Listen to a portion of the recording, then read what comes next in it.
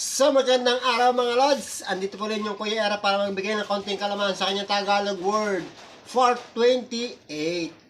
Well mga lods, yung aking Tagalog word ngayon, nabibigyan ko ng kahulugan na yung salitang kalabaw or hayop na kalabaw. Yan.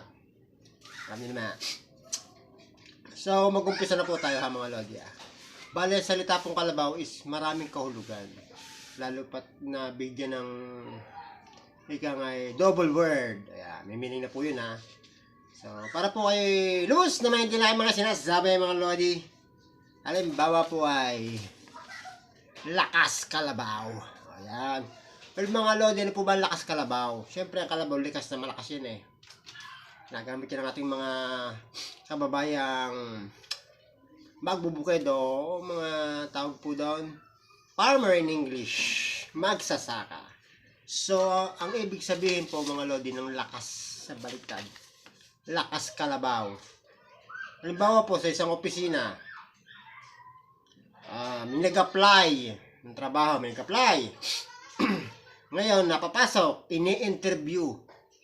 Hindi po alam yung interviewer na yun po pala ay kaibigan or kakilala ng manager. So, ito po nangyari. Hindi pa po tapos interviewin yung nag-a-apply. Ang sabi ng manager, tama na yan. Kakain pa kami. Tigil na po. Yun po ang lakas kalabaw. Mga lodi. Nadilim. O kaya naman po, kinabukasan, tanggap na sa trabaho, tapos papasok na, ayaw papasukin ng gwardya. Eh hindi nga alam. Lakas kalabaw nga sa manager to eh. Ayaw papasukin. Siguro bago mukha ay dumating si manager, nakakotse. Guard, pasok yan. At ang sabi pa po ng guard, sabi, sir, pasensya na po, sir. Diretso na ako. Yun po ang lakas kalabaw. Sobrang lakas. So, tara po lang, magbigyan ko ng konting kalaman ha. Ang sumunod po mga lodi, ay ang salitang, ano ba rin? Hampas kalabaw naman.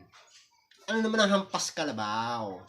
Siyempre, literal po sa bukid, pagka hinahampas ang kalabaw, is nag-aararo para lumakad. Pero po ang hampas kalabaw mga lodi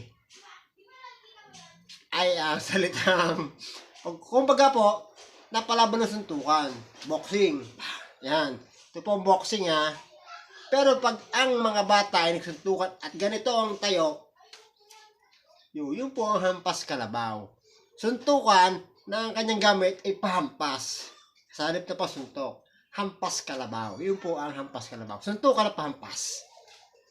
Ayos mga lodi ang aking content na yun ha. So mga lodi, sumunod.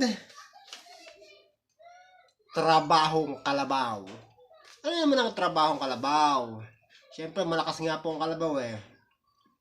At kalimitan ng trabaho nito is mabibigat. So ang isa pong trabahong kalabaw ay yung pangunguhan ng buhangin sa ilog. Kung saan gumagamit siya ng matinding lakas para kumita. O kaya naman, trabahong kalabaw yung mga nagtutulak, yung mga nagkakareta ng maraming laman ng kareta, trabahong kalabaw yun. So pwede naman light ang trabaho. Kaya namin sa tinatawag yung trabahong kalabaw is 3 klase na gayon. So yun po ang trabahong kalabaw. 3 klase na hindi mabibigat, pero sunod-sunod. So, nagtatrabaho siya na parang kalabaw, di po ba? Yun po ang trabahong kalabaw ha. Trabahong mabigat, katulad ng sa kalabaw. Ito naman po mga lodi. Ang sumunod po sa paapat, kung may ngiting aso na ngiting nakakaluko, ay meron po naman tayong ngiting kalabaw. Siguro kung mapapansin nyo kung kalabaw, hindi mo siya nangiti ha. Literal hindi nangiti. Yung po bang pag tinignan nyo parang may something sa loob niya. Ba't diba pag talikod nyo sasakwit nyo, susuwagin kayo. Yun po ang nakangiting kalabaw. May lihim na balak. Ngiting kalabaw is may lihim na balak. Pag talikod nyo susuwagin. Yun po ang ngiting kalabaw. Sa mga lodi, ang sunod po ay kinalabaw. O yan, ano naman kinalabaw. Ito sa bukid, sa amin po dito sa palayan. Pag po ang isang palayan ay sobrang luang ng tinatawag na pitak or pilapel, square po yun ha. Yun po ang tinatawag na kinalabaw. Hindi ko alam kung bakit. Siguro, nangangailangan nyo ng maghapong trabaho ng kalabaw para mapaganda, para mataniman ng palay. Kaya siguro siya itinawag na kalabaw. Kinalabaw. Oh. Kinalabaw. Ayan. Sa basketball po naman, wala pa akong papel dito eh. Ay may salitang nangalabaw. Nangangalabaw na. Ibig sabihin namumwersa na sa basketball po yun. Uy, si tropa nangangalabaw na. Kasi malaki ng tambak sa kanila ng kalaban sa basketball. So nangangalabaw na. Nakakabawi. Pero sa harap talaga, yun po naman ang nangangalabaw sa basketball. Magpatuloy po tayo sa salitang kalabaw. Ito po mga lodi, sungay ng kalabaw. Ito literal yung sungay. So ito yung masinama ko lang para maintindihan na iba. Ito ginagamit na hinihipan, pinakatambuli. So nung kami nagagapak pa, nung kami bata-bata pa, yun po ang aming ginagawang gusto ko ni senyas na may dumating ng truck ng tubo na dapat kargahan. Sa umaga naman po, hinihipan po yung tambuling yun na sungay ng kalabaw para ipaalam sa mga kasama na merong tatabasing tubo. Magtatabas ng tubo.